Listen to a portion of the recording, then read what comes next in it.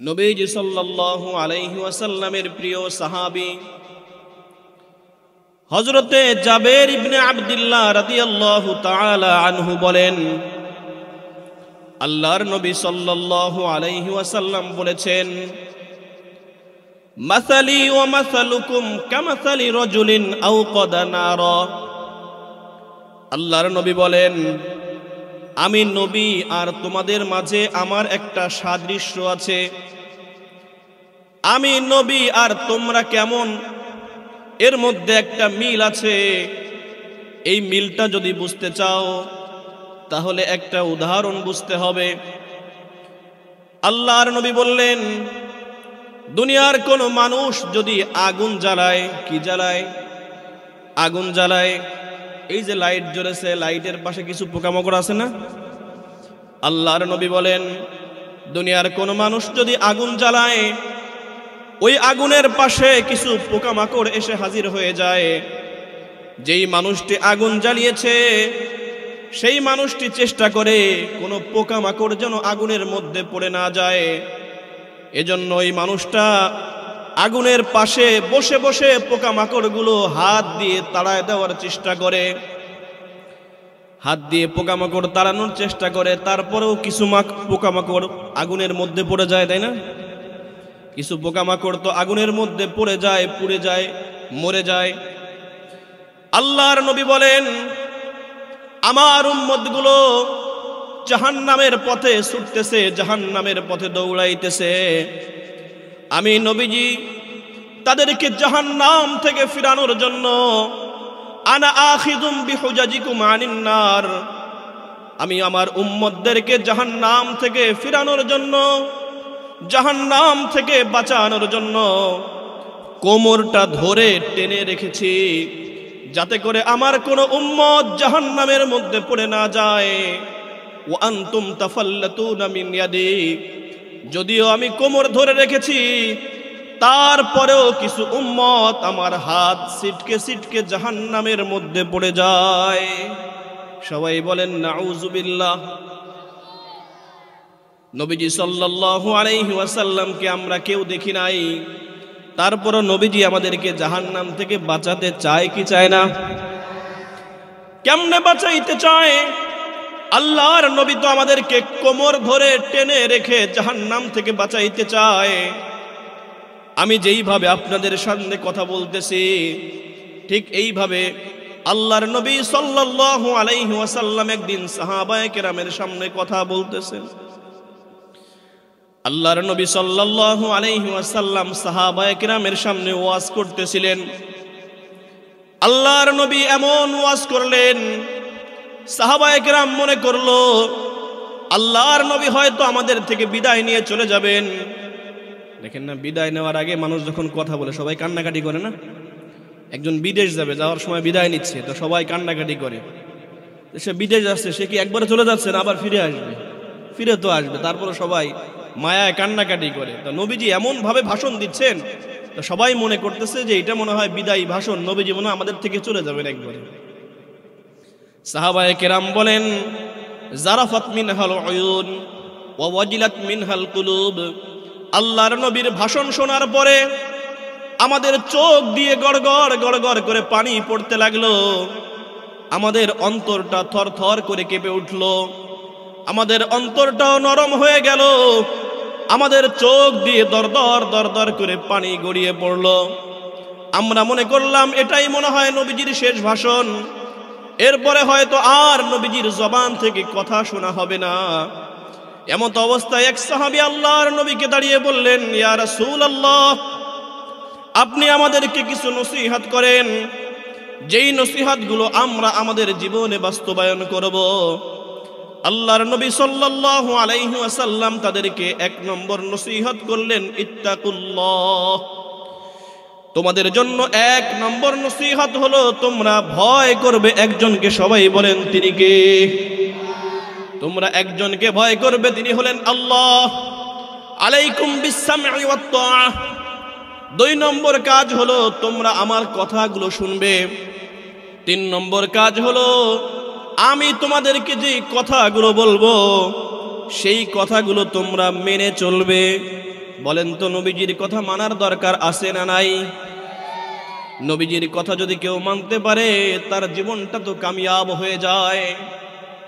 আমার ভাইরা, আল্লাহর নবী বললেন 1 নম্বর কাজ হলো আল্লাহকে ভয় করবে, 2 নম্বর কাজ হলো আমি নবীর কথা শুনবে, আর 3 নম্বর কাজ হলো আমি যেই কথাগুলো বলবো সেই অনুযায়ী আমল করবে। এরপরে আল্লাহর নবী বললেন, আমার পরে তোমাদের মধ্যে যেই সাহাবী দীর্ঘদিন পর্যন্ত জীবিত থাকবে সেই সাহাবী দেখতে পাবে দুনিয়ার মধ্যে ফিতনা ফাসাদ ঘটে যাবে, দুনিয়ার মধ্যে ইখতিলাফ সৃষ্টি হবে, মতনৈক্য তৈরি হবে।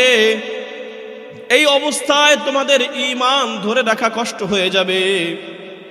সাহাবী আল্লাহর নবীকে জিজ্ঞেস করে, ইয়া রাসূলুল্লাহ, ফিতনা ফাসাদের জামানায় কি কাজ করলে আমরা ফিতনা ফাসাদ থেকে বাঁচতে পারবো?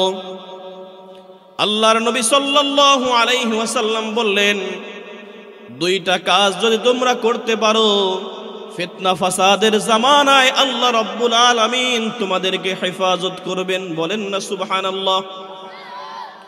1 নম্বর কাজ হলো আলাইকুম বিসুন্নতি। 1 নম্বর কাজ হলো আমি নবী তোমাদের কাছে যেই সুন্নাতগুলো রেখে গেলাম, আমি নবীর সুন্নাতগুলো যদি তোমরা অনুসরণ করতে পারো তাহলে আমি নবী ঘোষণা করলাম তোমরা ফিতনা ফাসাদের জামানায় সকল ফিতনা ফাসাদ থেকে হেফাজত থাকবে। আর 2 নম্বর কাজ হলো ওয়া আলাইকুম বিসুন্নাতিল খুলাফাইর রাশিদিন আল মাহদিয়িন। আর আমার হিদায়াত প্রাপ্ত যে সকল সাহাবায়ে কেরাম আছে, এই সাহাবায়ে কেরামের আদর্শ, এই সাহাবায়ে কেরামের জীবনী যদি তোমরা গ্রহণ করতে পারো তাহলেও তোমরা ফিতনা ফাসাদের জামানায় সকল ফিতনা ফাসাদ থেকে নিরাপদ হয়ে যাবা। কাজ কয়টা? কাজ কয়টা? 2 কাজ। একটা হলো নবীজির অনুসরণ, আর একটা কার অনুসরণ? সাহাবায়ে কেরামের অনুসরণ। কথা বুঝতেছেন? কাজ কয়টা? একটা হলো কার অনুসরণ? নবীজির, আর একটা সাহাবায়ে কেরামের অনুসরণ। তো নবীজিকে আমরা দেখি নাই, তাই না? তো নবীজির যে অনুসরণ করব এই কথাগুলো কোথায় আছে? হাদিসের মধ্যে আছে। নবীজির অনুসরণ যদি করতে হয় তাহলে আমাদেরকে প্রথম যেই কাজ করতে হবে সেটা হলো নবীজিকে ভালোবাসতে হবে। কাকে ভালোবাসতে হবে? নবীজিকে ভালোবাসতে হবে। কতটুক? অল্প একটু। লা ইউমিনু আহাদুকুম হাত্তা আকুনা আহাব্বা ইলাইহি মিন ওয়ালিদিহি ওয়া ওয়ালাদিহি ওয়ান নাসি আজমাইন। যে ব্যক্তি আল্লাহর নবীকে তার নিজের চাইতে, তার বাবার চাইতে, সন্তানের চাইতে বেশি ভালোবাসতে না পারবে সেই ব্যক্তি ঈমানদার হতে পারবে না। তাহলে কি অল্প একটু ভালোবাসতে হবে? তাহলে কতটুক বেশি? কতটুক বেশি? আমার নিজের জীবনের চাইতেও বেশি নবীজি সাল্লাল্লাহু আলাইহি ওয়াসাল্লামকে ভালোবাসতে হবে। এ ভালোবাসলে কি লাভ বলবো একটু। আল্লাহর নবীর কাছে এক সাহাবী এসেছে। সাহাবী এসে আল্লাহর নবীকে বলতেছেন, মাতাসসাআতু ইয়া রাসূলুল্লাহ। ওগো আল্লাহর নবী, বলেন কিয়ামত কবে কায়েম হবে? কিয়ামত কবে সংগঠিত হবে? আল্লাহর নবী সাল্লাল্লাহু আলাইহি ওয়াসাল্লাম সাহাবীকে জিজ্ঞেস করেন, ও আমার সাহাবী, বলো তুমি তো আমার কাছে জানতে চাও কিয়ামত কবে সংগঠিত হবে, তার আগে তুমি আমার প্রশ্নের জবাব দাও। কিয়ামতের জন্য তুমি কতটুকু সামান জোগাড় করেছো? কিয়ামতের জন্য তুমি কতটুকু প্রস্তুতি গ্রহণ করেছো? যদি কিয়ামতের জন্য তোমার প্রস্তুতি ঠিক থাকে তাহলে বুঝবো তোমার প্রশ্ন ঠিক আছে। নবীজিকে জিজ্ঞেস করে, ইয়া রাসূলুল্লাহ, কিয়ামত কবে হবে? আল্লাহর নবী সাহাবীকে পাল্টা প্রশ্ন করলেন, বলো ওই কিয়ামতের দিবসের জন্য তোমার প্রস্তুতি কতটুকু আছে? সাহাবী আল্লাহর নবীকে ডাক দিয়ে বলে, ইয়া রাসূলুল্লাহ, আমার তেমন কোনো প্রস্তুতি নাই। আমার নামাজ কবুল হয়েছে কিনা সেটাও আমি জানি না, আমার রোজা কবুল হয়েছে কিনা সেটাও আমি জানি না, আমার হজ কবুল হয়েছে কিনা সেটাও আমি জানি না। কোনো আমল আল্লাহর কাছে আমার কিয়ামতের ময়দানে নাজাতের জন্য কবুল হয়েছে কিনা আমি জানি না, কিন্তু আমার একটা আমল আছে, উহিব্বুল্লাহ ওয়া রাসূলা, আমি আমার আল্লাহ এবং তার রাসূলকে জীবনের চাইতেও বেশি ভালোবাসি। সুবহানাল্লাহ। আল্লাহর নবী সাল্লাল্লাহু আলাইহি ওয়াসাল্লাম বললেন, আমার সাহাবীরা শোনো, এই যে সাহাবী আমার সামনে দাঁড়িয়ে সাক্ষ্য দিল আমি নবীকে তার জীবনের চাইতেও বেশি ভালোবাসে, এই সাহাবীর ভালোবাসা কাল কিয়ামতের ময়দানে তাকে জান্নাত পর্যন্ত পৌঁছাইয়া দিবে। এই সাহাবীর পাশে তখন আল্লাহর নবীর পাশে হযরত আবু বকর সিদ্দিক রাদিয়াল্লাহু আনহু বসা, ওমর ফারুক রাদিয়াল্লাহু আনহু বসা, উসমান গনি রাদিয়াল্লাহু আনহু বসা, বড় বড় সাহাবায়ে কেরাম আল্লাহর নবীর চতুর্পাশে বসে আছেন। সাহাবায়ে কেরাম বললেন, আজকের দিনে এই ঘোষণা শোনার পরে আমরা যতটুকু খুশি হয়েছি এর আগে কোনোদিন আমরা এত বেশি খুশি হই নাই। খুশি কেন হইল? তার কারণ হলো আল্লাহর নবীজিকে ভালোবাসলে তো মুক্তি পাওয়া যায়, তাই না?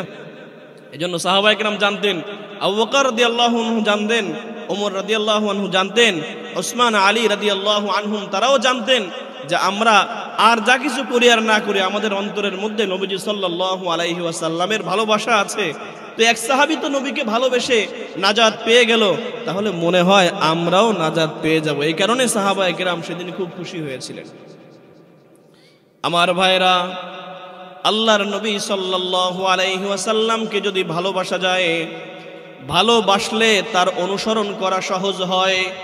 এজন্য আমাদের প্রথম কাজ হলো আল্লাহর নবীকে ভালোবাসা। সবাই বলেন, কাকে ভালোবাসা? আল্লাহর নবীকে ভালোবাসা। আল্লাহর নবী সাল্লাল্লাহু আলাইহি ওয়াসাল্লাম যখন মদিনায় প্রবেশ করতেন, মদিনায় প্রবেশ করার সময় আল্লাহর নবীর একটা অভ্যাস ছিল, উহুদ পাহাড়ের পাশ দিয়ে আল্লাহর নবী মদিনার মধ্যে প্রবেশ করতেন। উহুদ পাহাড় আল্লাহর নবীর ডান পাশে থাকতো, বাম পাশ দিয়ে আল্লাহর নবী মদিনার মধ্যে প্রবেশ করতেন।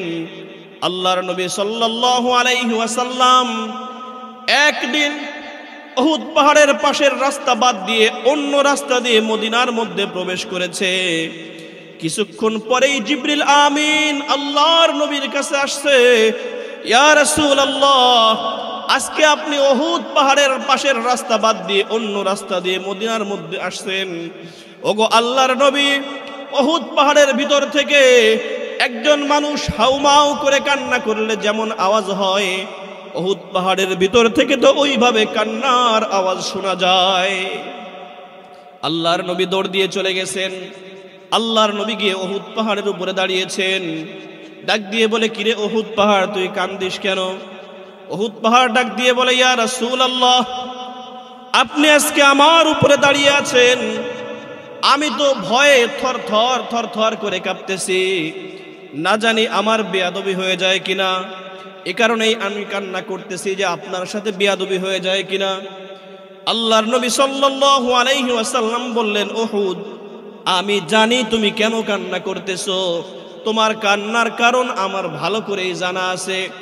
আজকে আমি তোমার পাশের রাস্তা ব্যবহার করি নাই, তুমি মদিনায় প্রবেশ করার সময় আমাকে দেখতে পাও নাই, আমার ভালোবাসায় তুমি কান্না করতেছো, এটা আমি ভালো করেই জানি। আল্লাহর নবী সাল্লাল্লাহু আলাইহি ওয়াসাল্লাম উহুদ পাহাড়ের কান্না থামাইতে পারে না। আল্লাহর নবী উহুদ পাহাড়কে ডাক দিয়ে বলে, রে উহুদ, তুমি শুনে রাখো, তুমি যে আমি আল্লাহর নবীকে ভালোবেসেছো, আমার এই ভালোবাসা কাল কিয়ামতের ময়দানে তুমি উহুদ পাহাড়কে আমি নবীর সাথে জান্নাতে ঢুকায় দিবে। বলেন না সুবহানাল্লাহ। তাহলে নবীজিকে ভালোবাসলে লাভ আছে না নাই? নবীজিকে ভালো আর জান্নাতে যাইতে পারে, তা আমরা পারবো না ইনশাআল্লাহ? হ্যাঁ, একটু ভালোবাসলেই সম্ভব। আল্লাহর নবী সাল্লাল্লাহু আলাইহি ওয়াসাল্লাম একটা খেজুর গাছের গোড়ার সাথে হেলান দিয়ে দাঁড়ায় দাঁড়ায় খুতবা দিতেন, ভাষণ দিতেন। জানেন কি ওই কথা? একটা খেজুর গাছ, মোরা একটা খেজুর গাছের গোড়া, এটার সাথে নবীজি টেক লাগায় হেলান দিয়ে দাঁড়ায় দাঁড়ায় খুতবা দিতেন। সেই সময় আমাদের মসজিদে যেমন মিম্বার বানানো হয়, এরকম মিম্বার ছিল না, পরে বানানো হইল। যখন নতুন করে সুন্দর মিম্বার বানানো হয়েছে, তো নবীজি আর ওই খেজুর গাছের গোড়ায় দাঁড়ায় খুতবা দেন না, ওই মিম্বারের উপর বসে বসে খুতবা দেন।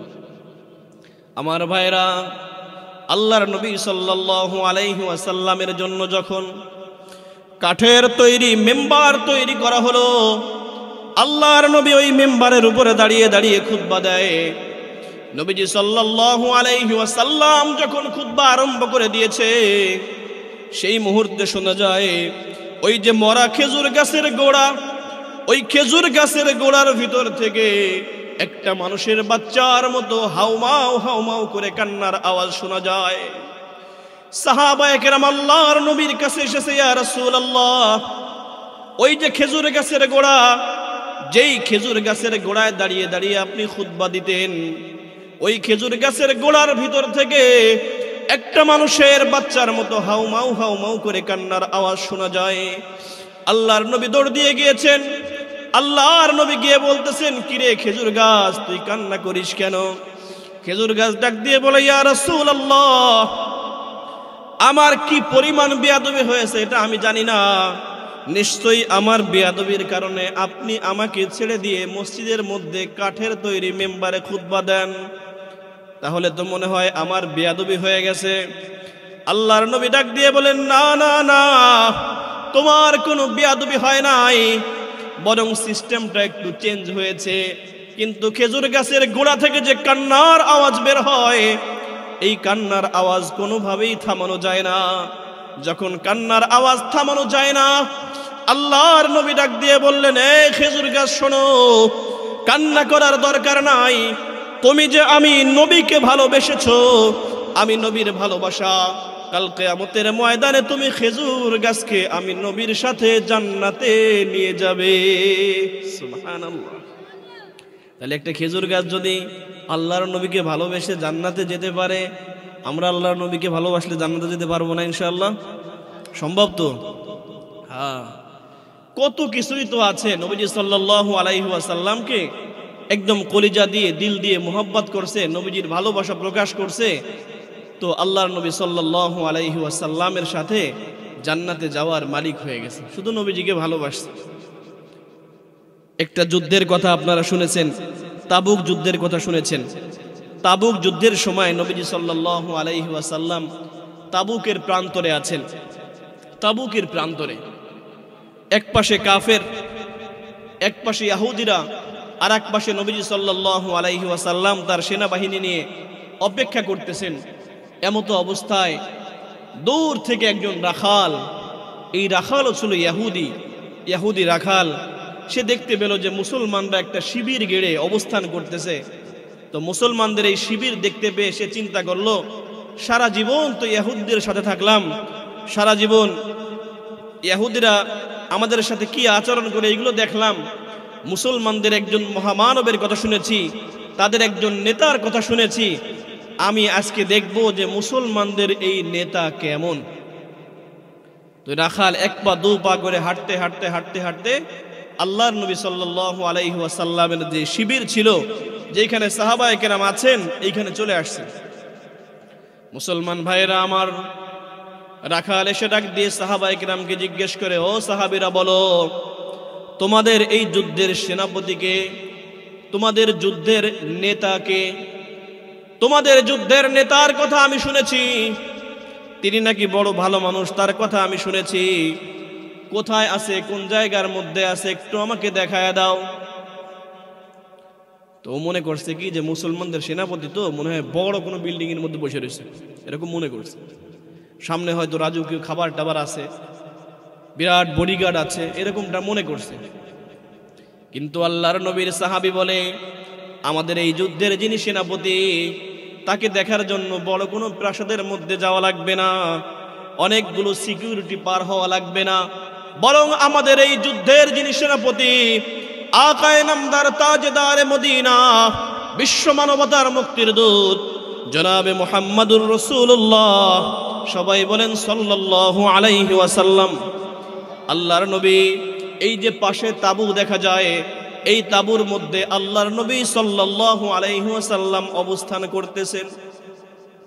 ইহুদি রাখাল তাবুর মধ্যে ঢুকে গিয়েছে, গিয়ে জিজ্ঞেস করতেছে মুসলমানদের নেতাকে, নবী মুহাম্মদকে। সাহাবায়ে কেরাম দেখায় দেয়, এই যে আমাদের সাথে একই কাতারে যিনি বসে আছেন, একই দস্তরখানায় আমাদের সাথে খাবার খাচ্ছেন, এই লোকটাই হলো আমাদের নেতা, এই লোকটাই হলো আমাদের লিডার। তিনি হলেন বিশ্ব মানবতার মুক্তির দূত মুহাম্মাদুর রাসূলুল্লাহ। একবার বলা যাবে কি সাল্লাল্লাহু আলাইহি ওয়াসাল্লাম। আল্লাহর নবীর সামনে রাখাল গেছে, গিয়ে ডাক দিয়ে বলতেছে, আমি আপনার কথা বহুত শুনেছি, আপনার সাথে সাক্ষাৎ করার জন্য এসেছি। বলেন, আমি একজন রাখাল, আমার জন্য আপনার কি নসিহত?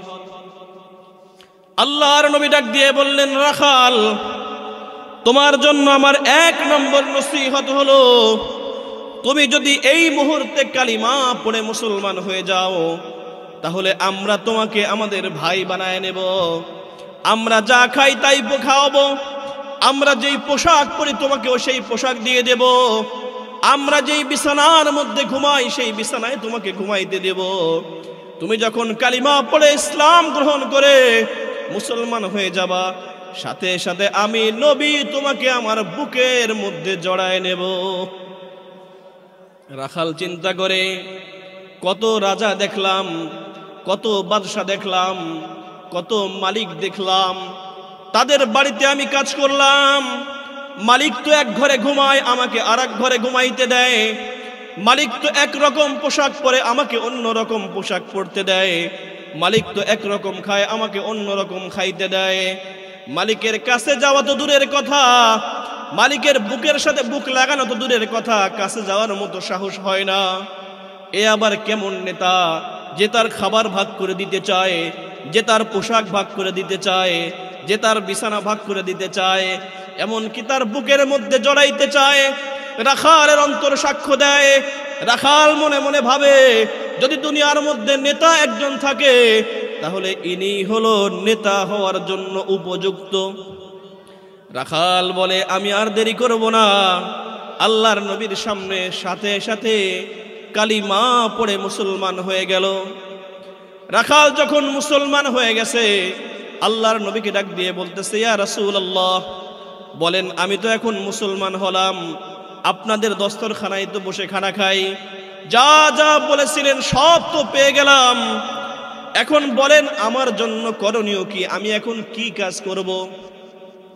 আল্লাহর নবী রাখালকে ডাক দিয়ে বলে, রাখাল, এখন তো নামাজের সময় না, এখন তো রোজার সময় না, তোমার তো সম্পদ নাই যে তুমি এখন যাকাত দেবা, এখন তো হজের মৌসুম না, হজ করার মতো সুযোগ নাই।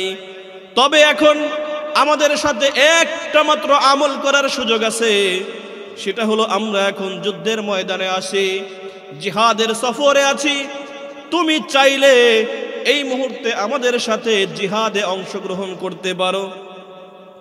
তবে শোনো, যদি আমাদের সাথে জিহাদে অংশগ্রহণ করো, তাহলে জিহাদে কিন্তু মানুষের 2টা অবস্থার কোনো একটা ঘটবেই। হয়তো সে জিহাদের ময়দানে শহীদ হয়ে যাবে, নয়তো সে যুদ্ধ করে করে কাফেরদেরকে মেরে নিজে গাজী হয়ে ফিরে আসবে। তার মানে জীবনের একটা ঝুঁকি আছে, তাই না? আল্লাহর নবী যখন রাখালের সামনে এই কথাগুলো বলে, যুদ্ধের ময়দানে তো যাবা, কিন্তু যুদ্ধের ময়দানে তো ঝুঁকি আছে। রাখাল ডাক দিয়ে বলে, ইয়া রাসূলুল্লাহ, জীবনটাই যেহেতু আপনার জন্য কুরবান করে দিয়েছি, আগের সব মালিকদেরকে ছেড়ে দিয়ে আপনার কাছে এসে বায়াত গ্রহণ করেছি, ইসলামের কালিমা পড়ে মুসলমান হয়েছি। এখন যুদ্ধের ময়দানে যাইতে আপনার ভালোবাসা যেহেতু অন্তরের মধ্যে আছে, যুদ্ধের ময়দানে যাইতে কোনো অসুবিধা নাই। রাখাল যুদ্ধের ময়দানে চলে গেল। কাফেরদের সাথে যুদ্ধ করতে করতে যখন এক পর্যায়ে যুদ্ধ শেষ হয়ে গেল, সাহাবায়ে কেরাম লাশগুলো গণনা করতে লাগলেন। লাশগুলো, মুসলমানদের লাশগুলো এক জায়গায় আনা হলো। সব লাশগুলো গণনা করতেছেন। লাশগুলো যখন গণনা করা হয়ে গেল, একজন সাহাবী আল্লাহর নবীর কাছে আসছে, ইয়া রাসূলুল্লাহ, আমাদের যতগুলো সাহাবী শহীদ হয়েছে সব সাহাবীর লাশগুলো আমরা এক জায়গায় করেছি, সব সাহাবীর লাশ তো আমরা চিনি, কিন্তু মাঠের মধ্যে একজন মানুষ পড়ে আছে, তাকে তো আমরা চিনতে পারলাম না, তার লাশটা তো কাফেররাও নেয় নাই, আবার দেখি আমাদের সাইডে এসে পড়ে আছে। আল্লাহর নবী বললেন, ওই জায়গায় আমাকে নিয়ে চলো। মুসলমান ভাইরা আমার, আল্লাহর নবীকে ওই জায়গার মধ্যে নিয়ে যাওয়া হলো। আল্লাহর নবী সাল্লাল্লাহু আলাইহি ওয়াসাল্লাম বললেন, এ তো সেই সাহাবী, সেই রাখাল সাহাবী, যেই সাহাবী কিছুক্ষণ আগে আমার হাতে ইসলাম গ্রহণ করে যুদ্ধের ময়দানে এসেছিল। আল্লাহর পথে যুদ্ধ করতে করতে তার জীবনটা দিয়ে তো সে শহীদ হয়ে গিয়েছে। আল্লাহর নবী সাহাবায়ে কেরামকে ডাক দিয়ে বললেন, সাহাবীরা রে, এই সাহাবী নামাজ পড়ারও সুযোগ পায় নাই, যাকাত দেওয়ারও সুযোগ পায় নাই, হজ করারও সুযোগ পায় নাই, যাকাতের সুযোগ পায় নাই, অন্য কোনো আমল করার যদিও সুযোগ পায় নাই, কিন্তু আমি নবীর মুহাব্বতে তার জীবনটা দিয়ে দেওয়ার কারণে আমি নবী ঘোষণা করলাম এই সাহাবী আল্লাহর জান্নাতের মেহমান হয়ে গেছে।